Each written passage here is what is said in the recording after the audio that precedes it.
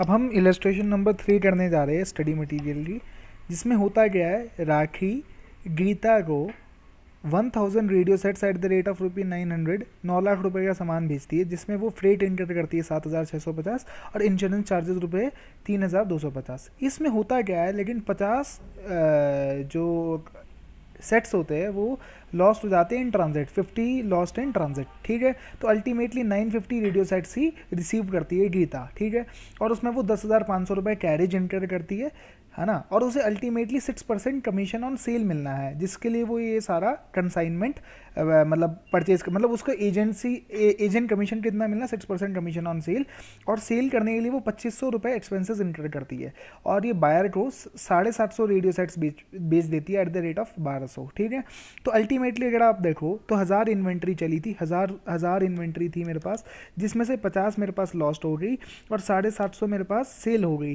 तो अल्टीमेटली मेरे पास 200 रुपये बैलेंस इन्वेंट्री बच जाती है, जो क्लोजिंग इन्वेंट्री है मेरी।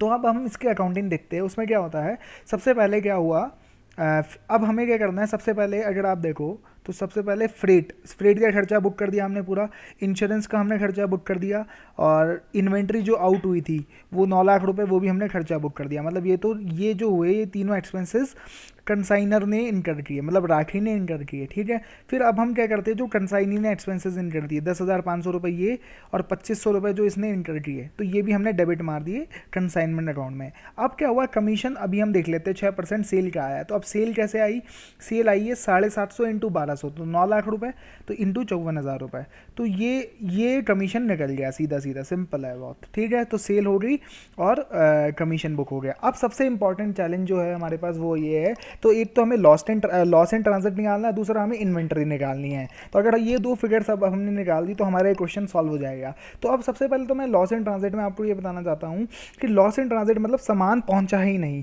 जो इसका मतलब ये हुआ जो पहुँचने के बाद के खर्चे हैं वो उस लॉस को वैल्यूएशन में इंक्लूड नहीं होंगे। जैसे कि ये वाला 10,500 की कैरेज कॉस्ट, मतलब ये सिर्फ किसके लिए इंटर हुई है, ये सिर्फ 950 यूनिट्स के लिए इंटर हुई है। क्यों, क्योंकि जो पहुंची थी अल्टीमेटली यूनिट्स वो तो 950 थी, मतलब 10,500 का जो खर्चा है ना वो सिर्फ 950 यूनिट्स बॉन्ड करेगी, ना कि 10,000, ना कि 1000 जो कि शुरू में चली थी।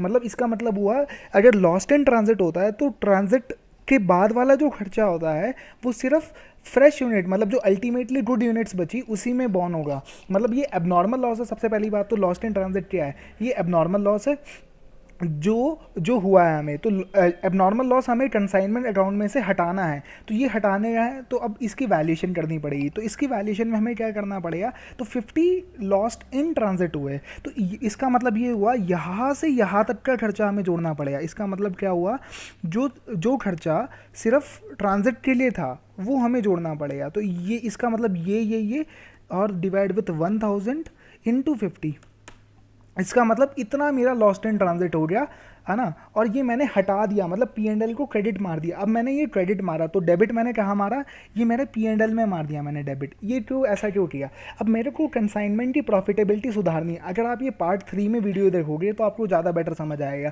कि एबनॉर्मल लॉस हम कंसाइनमेंट अकाउंट में क्रेडिट क्यों मारते हैं।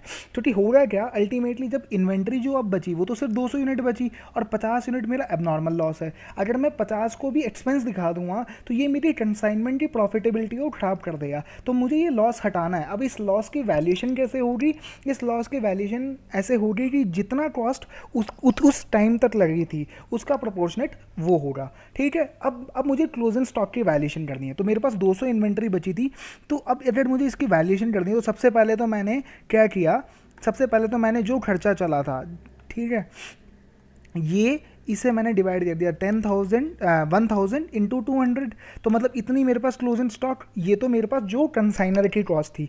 ठीक है, फिर इतनी कॉस्ट जो 10,500 रुपये है ये कंसाइनी ने इनकर करी थी, जो कि नेसेसरी थी इन्वेंट्री को इधर लाने के लिए। और ये जो खर्चा हुआ था ये सिर्फ 950 यूनिट्स के लिए हुआ था। ये पूछो आप क्यों, क्योंकि 1000 यूनिट चली थी, 50 तो लॉस्ट इन ट्रांजिट हो गई, तो जो आई थी वो तो सिर्फ 950 थी। तो मतलब ये जो खर्चा है ये सिर्फ 950 में डिवाइड होगा, मल्टीप्लाइड विथ 200। तो अल्टीमेटली जो मेरी कॉस्ट आ गई इन्वेंट्री की वो आ गई 184,390.5। तो ये मैंने यहाँ पे डाल दिया 184,390.5 1.5, ठीक है। तो ये मेरे पास इन्वेंट्री की वैल्यूएशन हो गई। तो अब इससे मेरा P&L प्रॉफिट निकल गया। तो इसका मतलब दो मेजर चैलेंज थे इस क्वेश्चन में, एक तो था लॉस्ट इन ट्रांजैक्ट, एक था इन्वेंट्री का वैल्यूएशन। तो वो हम दोनों ने कर लिया है। अब फिर होता क्या है, इसे जो लॉस्ट इन ट्रांजैक्ट होता है अब वो हमने P&L में डाल दिया, क्योंकि ये खर्चा हमारी प्रॉफिटेबिलिटी, कंसाइनमेंट की प्रॉफिटेबिलिटी को खराब कर रहा है। तो ये पैसा हमने यहाँ पे डाल दिया। और ये वाला प्रॉफिट जो था ये अब यहाँ आ चुका है, ये वाला प्रॉफिट अब आपका यहाँ आ चुका है। तो ये दोनों एंट्रीज, ये वाली चीज़ आपकी यहाँ आ चुकी है। तो आप जैसा कि आप देख पा रहे होंगे कि ये दोनों एंट्रीज, मतलब ये वाला प्रॉफिट यहाँ पे आ गया है। और जो मेरा अब क्या हुआ, जो ये लॉस्ट इन ट्रांजिट हुआ था इसका मुझे इंश्योरेंस कंपनी ने क्लेम दे दिया था। तो ये मैंने P&L में क्रेडिट मार दिया 35,000 रुपये। तो ये मेरा P&L में क्रेडिट हो चुका है इतना 35,000 रुपये। तो ये मेरा 35,000 रुपये क्रेडिट हो चुका है और मेरी अल्टीमेटली नेट प्रॉफिट इतना आ चुका है। Hope you understand this illustration.